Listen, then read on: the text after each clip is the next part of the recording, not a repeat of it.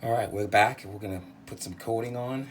I always like to have a rag or a paper towel on the side with a little acetone on it. Acetone's my favorite to clean up epoxy, although some people have written me and told me, it's a little caustic on their skin. So we're just gonna show you this sat. Flex coat sat for about 10 minutes, and you can see now it's starting to get clear. The marbling is almost out of it. We're just gonna stir it a little bit up, a little bit further, and that marbling is just gonna disappear. It's gonna get nice and clear, no air bubbles because we're not whipping it. And then we're gonna go right to the blank with it.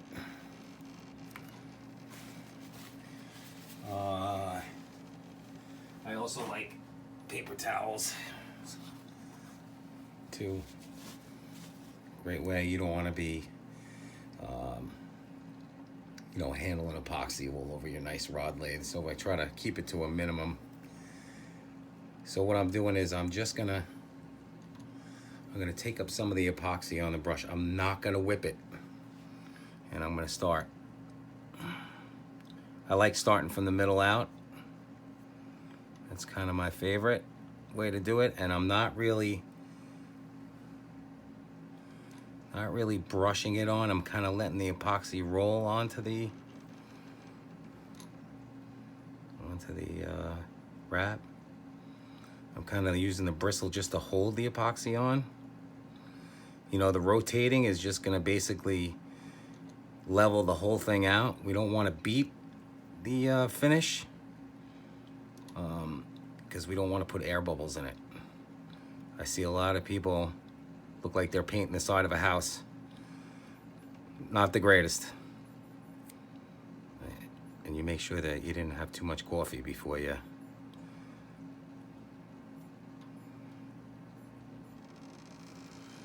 Then I'll load the brush up again.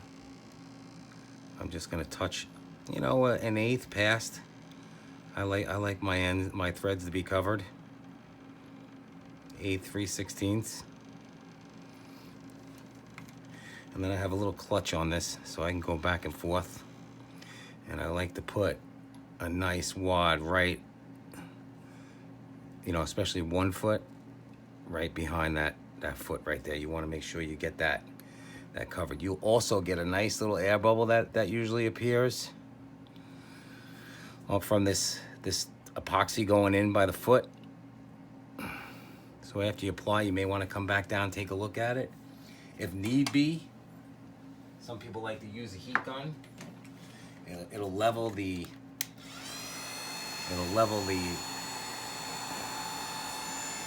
finish out on the rod, and it'll get rid of. You don't want to make it too hot.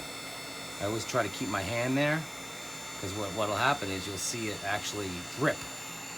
You see the drip run to the bottom. So this will help get rid of my air bubbles. You can see the air bubbles coming up to the surface right now. And then I'll leave it right there like that.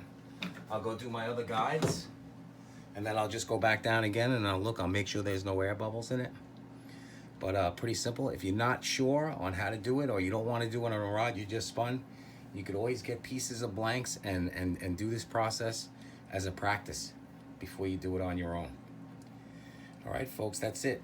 Oh, and another thing, I don't know if I mentioned it before. I think I did mention the acetone trick. You want to make sure you clean your syringes out, because if you leave the epoxy in there, no good. You'll be throwing syringes out left and right. All right, folks, that's all I got. We'll see you next time.